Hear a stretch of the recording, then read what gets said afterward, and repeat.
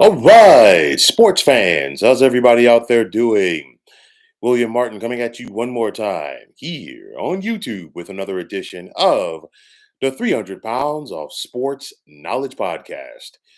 Yesterday's clash in South Florida was a litmus test for both the Miami Dolphins and Dallas Cowboys.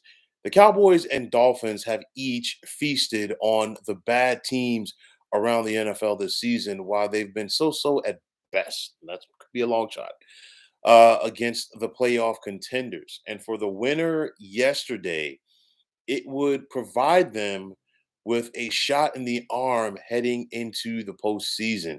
I say this because you really, if you're the winner, you definitely would have had the opportunity, both teams for that matter, had the opportunity to test themselves against a playoff bound team.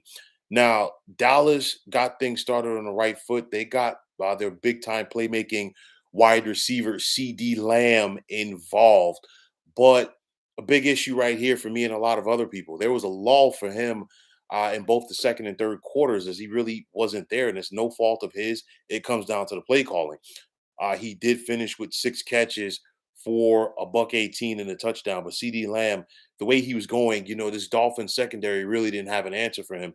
You got to keep feeding him until he's dragging his tongue on the ground coming to the sidelines.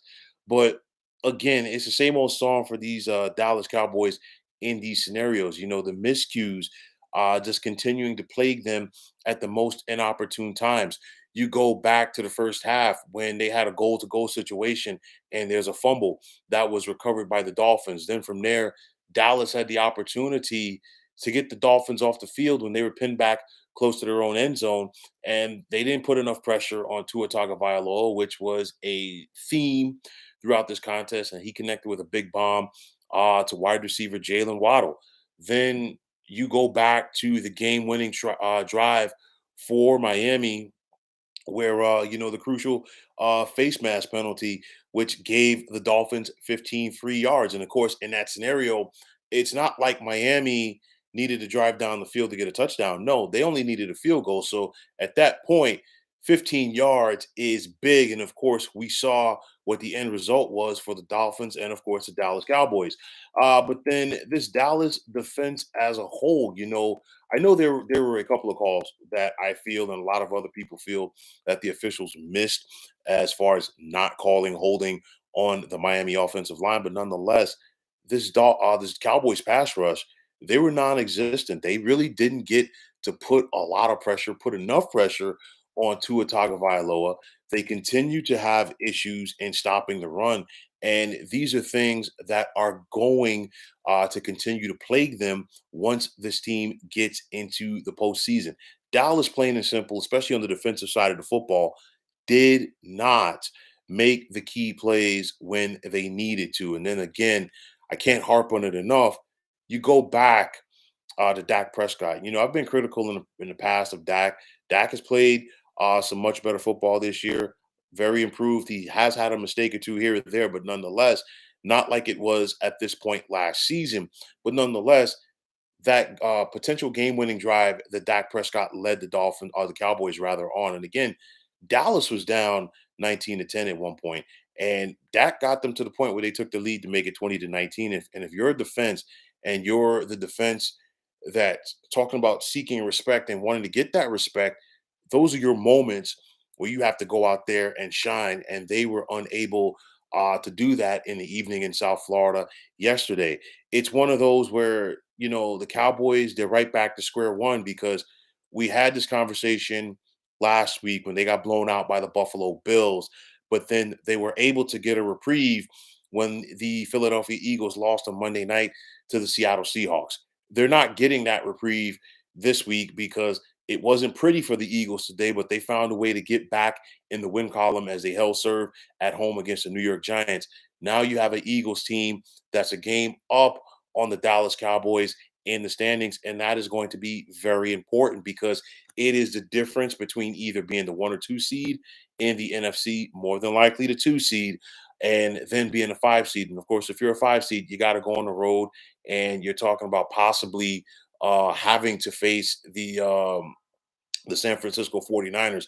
And of course, we know the type of juggernaut that the 49ers have been recently. I know that they've got their hands full as we speak right now against the Baltimore Ravens, but nonetheless, for Dallas, it's a stark contrast with what they've been able to do in regards to being on the road and being at home. And then, of course, all of their losses have come away from AT&T Stadium this season. So again, not a harbinger of good things to come for them potentially. On the flip side, for the Miami Dolphins, being able to go out there and keep the pocket of Tua Tagovailoa clean, showing off your depth at wide receiver, because again, Jalen Waddle was out with that eye injury in this contest, and it changed things. You still got Tyreek Hill, and of course, Tyreek Hill is one of the best players in the National Football League, regardless of position. That guy is a bad man out there. So many things that you can do with him, so many ways that you can utilize him, and that just comes down to the credit to the play calling of Mike McDaniel. Again, the Dolphins know how to run the football.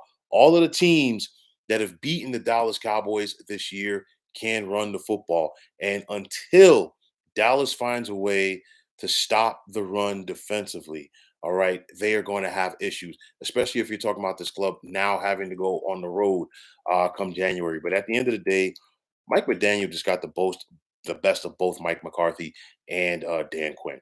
To me, out coached him, out schemed him, and it's one of those with Dan Quinn. You know, Mike McDaniel was able to neutralize a lot of times what this Dallas defense was able to do, and then of course, you know, something that has hung over Mike McCarthy, even going back to his days as the head coach of the Green Bay Packers, questionable play calling, and it once again came up yesterday in the loss. So for Dallas right now, big time loss. You're more than likely going to be relegated to the wild card. You get to host the Detroit Lions this Saturday night at AT&T Stadium. Not going to be an easy game. The Lions just wrapped up the NFC North yesterday, and they're looking to try to improve their playoff seeding. So the Lions are not going to be an easy out. But for Dallas, you want to try to go out there and finish undefeated at home, and of course, get a much needed win after losing two in a row. For the Dolphins, this team has a lot to play for. You're talking about they host, or pardon me, they'll be on the road rather for the Baltimore Ravens on New Year's Eve, and of course, that battle right there could and more than likely is going to determine home field advantage on the AFC side. And for both of those clubs, it's very important. We talk about the playmakers that the Miami Dolphins have, and you know, to their credit, guys are stepping up and making plays. Jalen Phillips, one of their better pass rushers, was lost for the season last month with that Achilles injury suffered against the Jets. But then Andrew Van Kinkel has really stepped up in this Vic Fangio defense. You've also got Bradley Chubb, of course, who the Dolphins picked up last season from the Denver Broncos.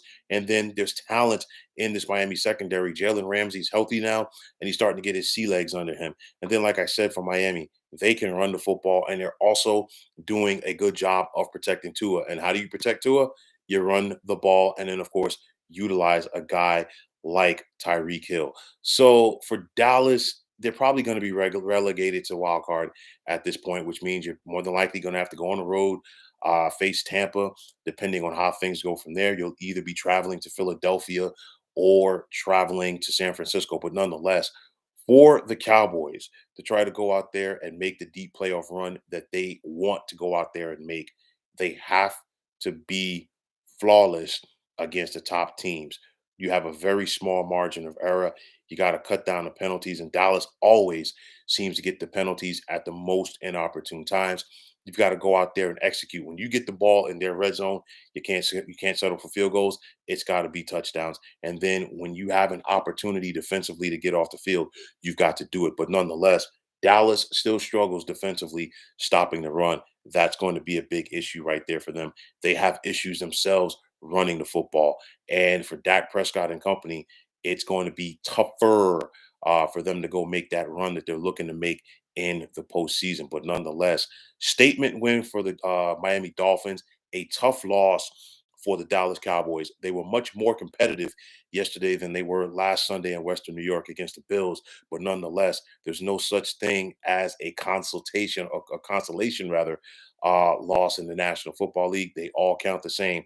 And for Dallas, they got to try to figure this thing out with the postseason right around the corner, while the Dolphins are looking for that boost as they look to make themselves a Super Bowl run come next month. So, folks, that's going to wrap it up. And as always, I want to take this time out to thank all of you for tuning into the 300 Pounds of Sports Knowledge podcast here on YouTube. I want to take this time out to thank all of you fine folks out there for tuning in.